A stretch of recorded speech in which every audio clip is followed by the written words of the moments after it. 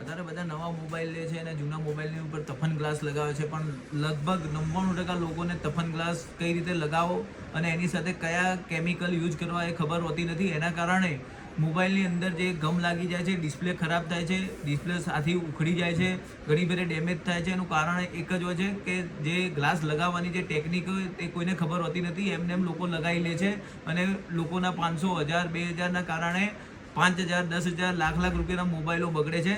આજે હું તમને એ જ સમજાવું છું કે 2 કેમિકલ આવે છે જ્યારે ગ્લાસ લગાવવામાં.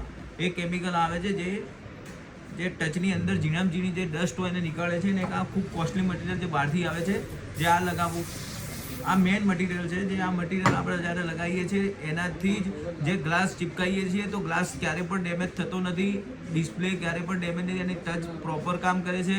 અને બીજું કે જ્યારે પણ નીકાળો ત્યારે એને ગમ એની સાથે રહેતો નથી. આ બેનિફિટ હોય છે, પણ આ મટીરિયલ ખૂબ કોસ્ટલી આવે છે, એટલે કાંઈ પણ કોઈ પણ વ્યક્તિ એને વાપરતું નથી. એટલે આ વસ્તુ ધ્યાન રાખવી. અને અંબિકા મોબાઈલ વર્લ્ડની અંદર અત્યારે 50 રૂપિયાના ગ્લાસની અંદર બી અમે તમને આ મટીરિયલ સાથે જ લગાવીને આપીએ છીએ. એટલે આપણે અંબિકા મોબાઈલ વર્લ્ડમાં જ ગ્લાસ લગાવવા.